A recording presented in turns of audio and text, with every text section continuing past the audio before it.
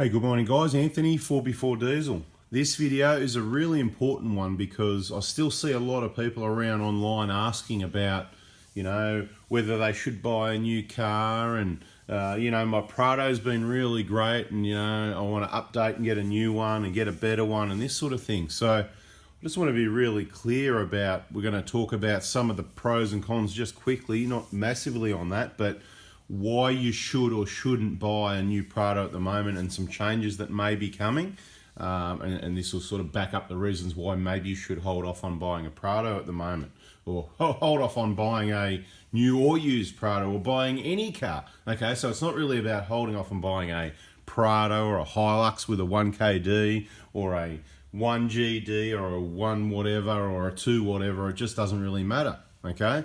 The problem you got at the moment, particularly in Australia and in Victoria, is, we'll call it COVID tax. It's 2020. And of course, if you haven't noticed, prices are up something stupid. It's believed that people don't want to catch public transport. They're scared of catching a germ or whatever, which I'll give you the mail. You've been catching these sorts of germs for decades anyway. Disgusting places, all these public enclosed spaces. But so each to their own. But of course, then we need to save the environment. So people need to use public transport. I'll suggest you need to ride a bike. So that way you tick all the boxes, you get some exercise, and it's environmentally friendly. But that's another video, that's another story.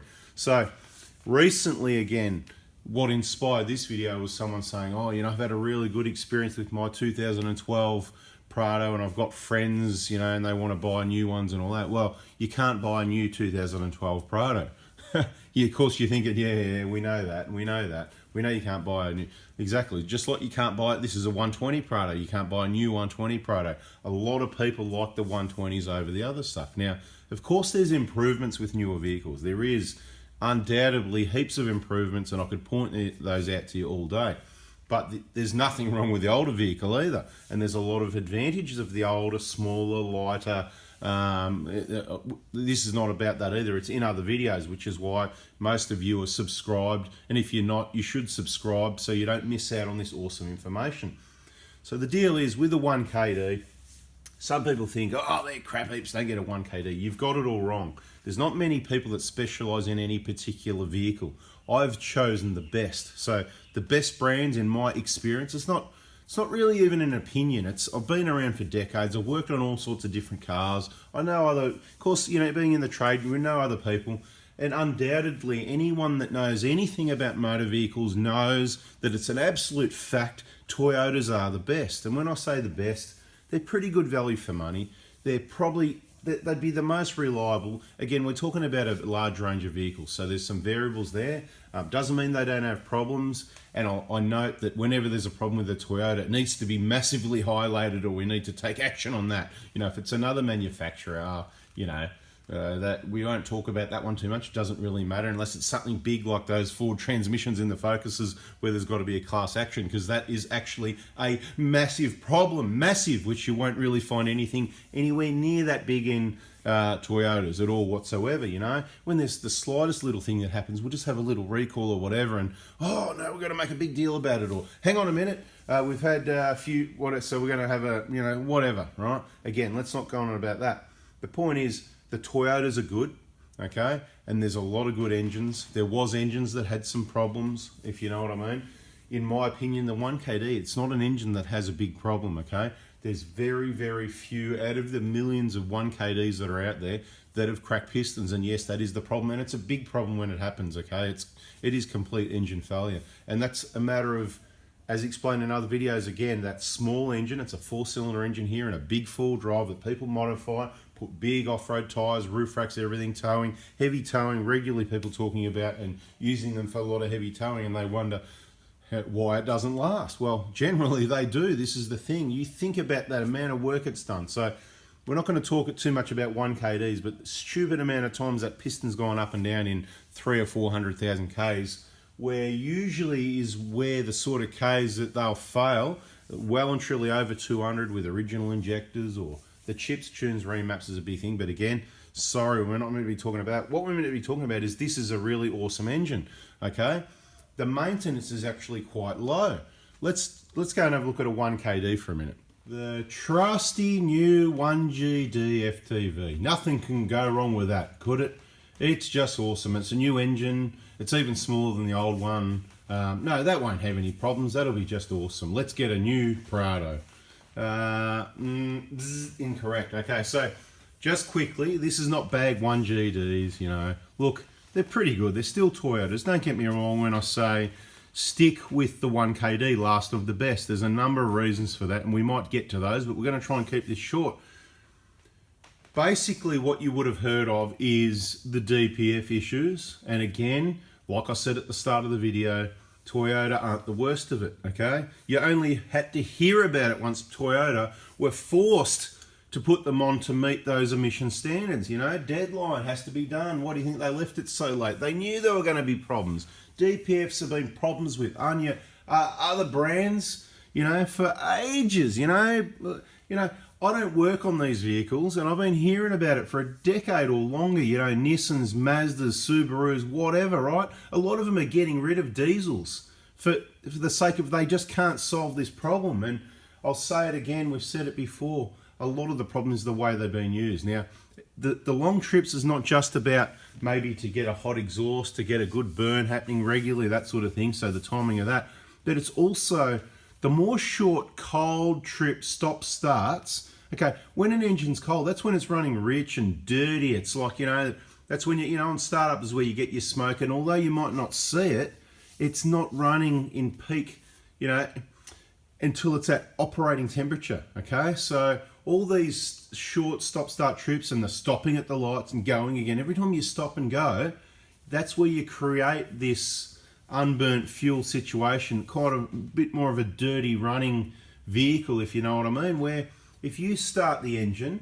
and you cruise out and you get into an 80 or 100 zone and you're doing 100 k's a day, 20 k's a day, 50, the longer the better, right? 1,000 k's a day, whatever, right?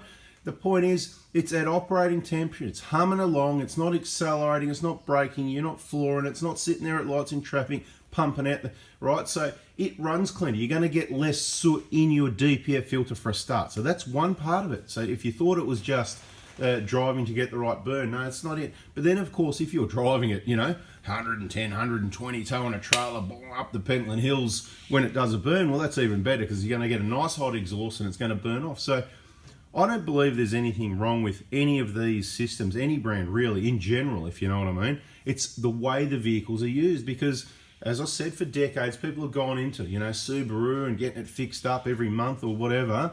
It's not a problem. It's not suited to the use of the vehicle. Okay, I could be wrong. Reserve the right to be wrong, but my experience and everything I've heard, that's what it leads me to believe. So be looking there in the comments if someone, people that are in the industry, in dealerships and stuff like that, if you tend to agree, or no, there was definitely a problem with the hardware and they made the holes too big or too small or whatever, you know, or whether it was the software. Comments welcome, obviously. If you can, guys, please keep the swearing out and don't drop any links in there. We're not advertising other people's products, videos, whatever, obviously, unless it's a K-On product, because we love K-On, stuff like that. But if it's another brand and, you know, you're saying, oh, this is great, just leave the link out. You can mention it if you like, but don't worry about the links to other videos, other ads, or whatever the case may be. And of course, all those naughty girls there, don't bother putting your little comments because they all get blocked. So 1GD, the sort of issues you've heard of. You've heard about the DPF. Of course, there's got to be a class action because it's Toyota. And I understand some people have had some issues, and I know it'd be really inconvenient, all that. So don't get me wrong when I say, you know, is it really a problem? There's a lot of Toyotas, and I'm sure there's a lot of problems with DPFs, probably more than any other issue with Toyotas that's been a problem.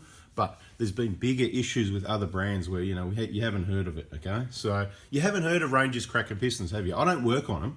I've heard of more than once 3 engines under 100,000 Ks. That's the sort of things I've heard on from reliable sources. I've heard from other people. This is customers I've got that own Prados, that they're family friends. It's their experience directly. You know, 2 engines under 100,000. If I've heard of 3 people with 2 or 3 engines under 100,000, that's massive. I work on these vehicles right here, the Toyotas, the Prados.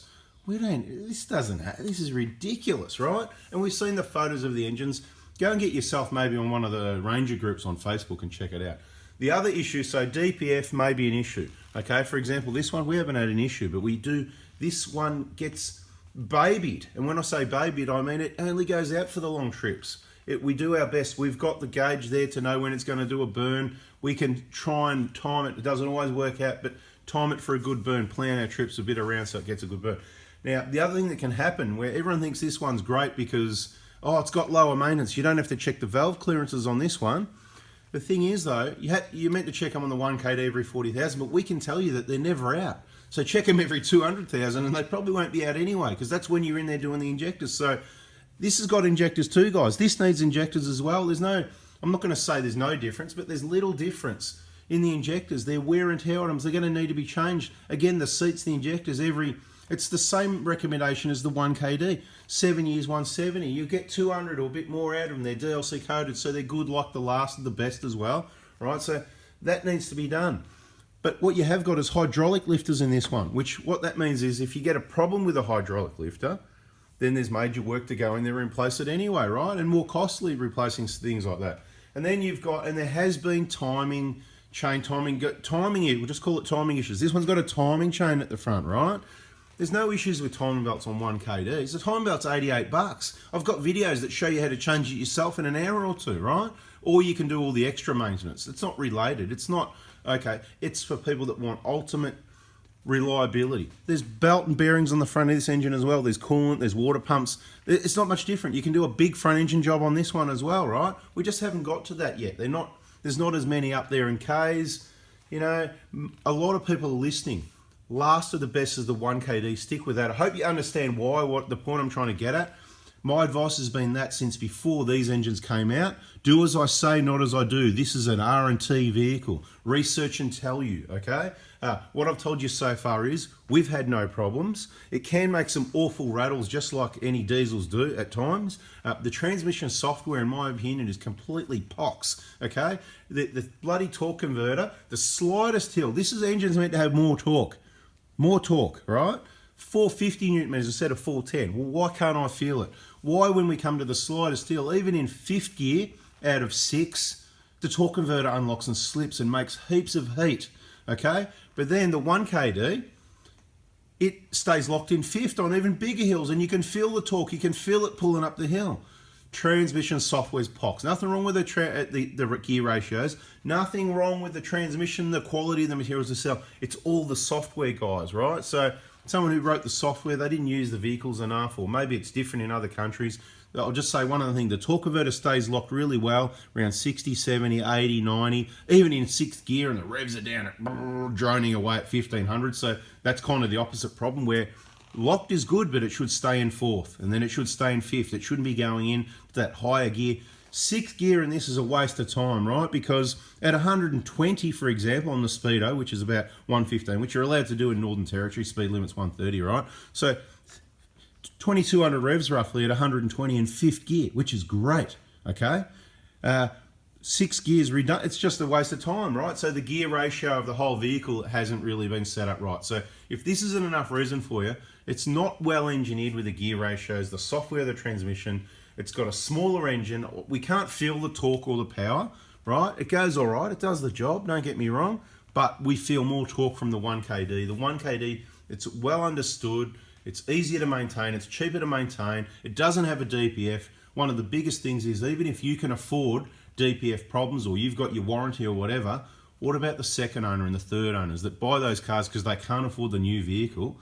It's going to impact them even more when they've got to spend thousands of dollars cleaning or replacing DPFs, right? Now, it may be the case that if you look after it right, what we're doing here, long trips and getting the burns at the right time on the right trips, that you're never going to have any issues, and that's what this is. And at some point in time, this vehicle will be for sale, and it'll be like new condition. Mechanically, we look after things great. You won't believe it when you see it. You'll go, what, this is done, what, 100,000 Ks? You'll go, what, looks like it's done 10,000. But at some point it'll be for sale, and we'll be looking for someone to continue that R&D. I don't know how many Ks it's going to have on it. It's going to be a little while yet. It'll be a few years. You never know. Keep your ear to the ground if you're interested in it. It's going to be perfectly set up for touring Australia.